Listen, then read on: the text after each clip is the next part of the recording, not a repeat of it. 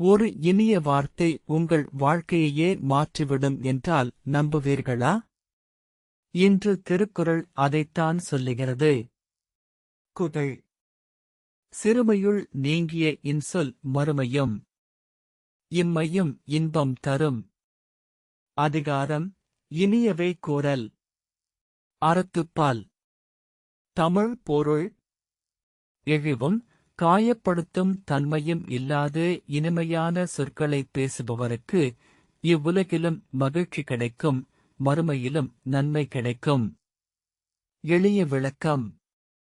நாம் பேசும் வார்த்தைகள் மற்றவர்களின் மனதை உயர்த்தவும் முடியும், உடைக்கவும் முடியும். அதனால் எப்போதும் அன்பாகவும் மரியாதையுடனும் பேச வேண்டும். ஒரு நல்ல சொல் எந்த செலவும் இல்லாமல் பல நன்மைகளை தருகிறது. உதாரண கதை. ஒரு பள்ளியில் 2 ஆசிரியர்கள் இருந்தனர். ஒருவர் மாணவர்களின் தவறுகளை கடுமையாகச் சுட்டிக்காட்டுவார். மற்றொருவர் அதே தவறுகளை இனிமையாகச் சொல்லி, நீ இன்னும் சிறப்பாக செய்ய முடியும் என்று ஊக்கப்படுத்துவார். சில மாதங்களில் 2வது ஆசிரியரின் மாணவர்கள் அதிக நம்பிக்கையுடன் படித்து நல்ல மதிப்பெண்கள் பெற்றனர். காரணம், இனிய சொற்கள் அவர்களின் மனதில் தன்னம்பிக்கையை விதைத்தன. இந்தக் கதையின் பொருள். கடுமையான வார்த்தைகள் பயத்தை உருவாக்கும். இனிய வார்த்தைகள் முன்னேற்றத்தை உருவாக்கும். ஊக்க உரை.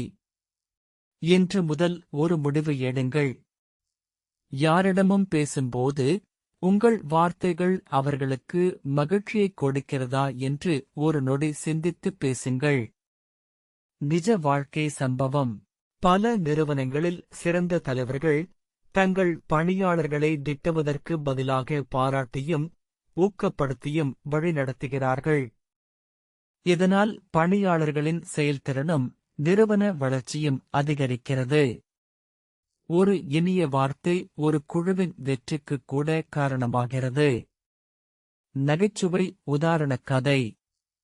ஒருவர் தனது நண்பரிடம் நீ ரொம்ப குண்டாகிட்டே என்று சொன்னார். நண்பரின் முகம் உடனே சுருங்கியது.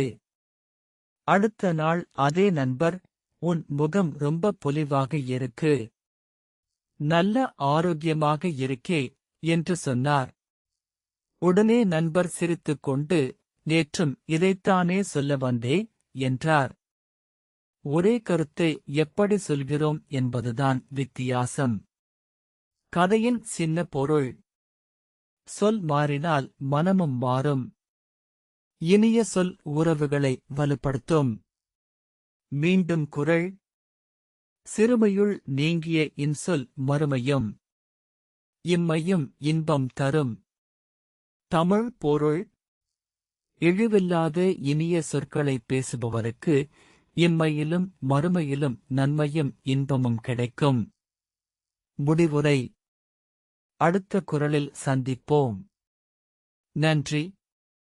இந்த மாதிரி தினமும் ஒரு திருக்குறள் விளக்கம் பார்க்க கீழே இருக்கும் சப்ஸ்கிரைப் பட்டனை அழுத்துங்கள்.